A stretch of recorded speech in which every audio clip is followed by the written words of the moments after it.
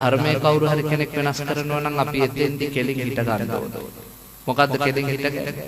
දැන් මේ දවස්වල මිනිසුන්ට කියනවා බුදුහාමුදුරුවෝ කියලා තියෙනවා හිතන දේ වෙන්නේ නැහැ වෙන දේ හිතා ගන්න බෑ කියලා. හිතන දේ වෙන්නේ නැත්තම් පින්වත්නි බුද්ධ ධර්මයෙන් ඇති වැඩක් නැහැ.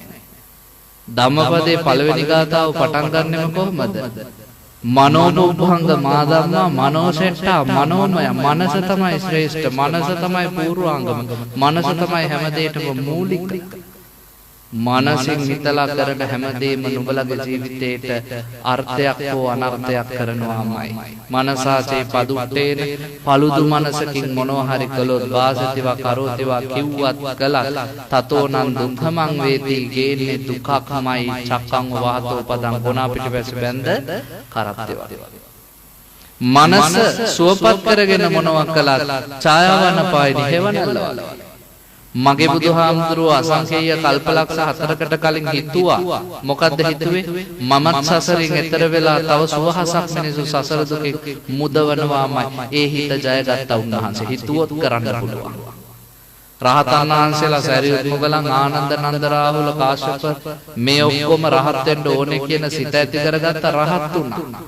එහෙනම් හිතන දේ වෙන්නේ නැහැ කතාවක් නෑ හිතන දේ වෙනවා ඔයත්තම්ව රජ කරන්නෙත් හිත බලු කරන්නෙත් හිත රහත් කරන්නෙත් හිත බුදු කරන්නෙත් හිත මතක තියාගන්න.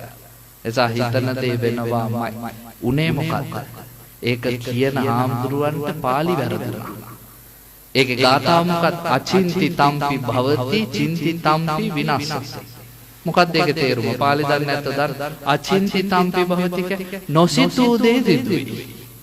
ඒක කියන්න ගිහිල්ලා තමයි කිව්වේ හිතන දේ වෙන්නේ නැහැ කියලා.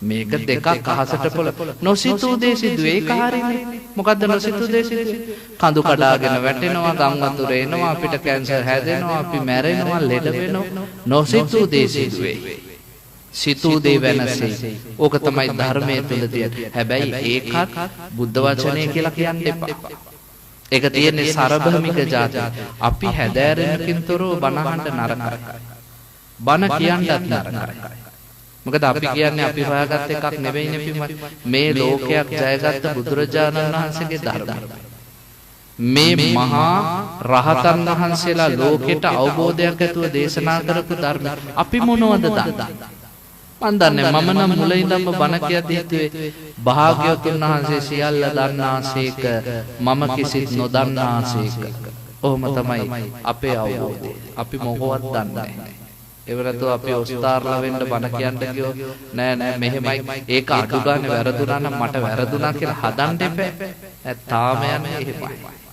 එසා මතක තියාගන්න ඕනේ මේ ලෝකයේ තුල ධර්මයයි කියලා අධර්මය ප්‍රකට වෙන තැන් තියෙනවා දායකයෝ බුද්ධිමත් වෙන්න ඕන කඩුකොළු අරගෙන සටන් කරන්න නෙවෙයි කාටවත් වරහන්න නෙවෙයි සංඝයාට අපහාස කරන්න නෙවෙයි දායකයෝ ඒ වෙලාවට තේරුම් ගන්න මෙතෙන්දි වැරදි විග්‍රහයක් මේ දුන්නේ කියලා සරභමික ජාතකයේ බෝධිසත්වයන් වහන්සේ මුවෙක් වෙලා ඉපදිලා සරභමික මුවා දුවනවා රජුරෝ ඊතලයකුත් මානගෙන විදින්න යනවා රජුරෝ ගිහින් වැටෙනවා වලකට මුවා ඇවිල්ලා බෝධිසත්වයන් වහන්සේ රජුරෝන්ව ගොඩට දාන රජුරෝයි එතකොට කියන්නේ අචින්ති තම්පි භවති චින්ති තම්පි විනස්සති නොසිතූ දේ සිදුවේ සිතූ දේ වෙනසයි බුදුවරු කියපු කතාව නෙවෙයි. ඒ නිසා හොඳට මතක තියාගන්න.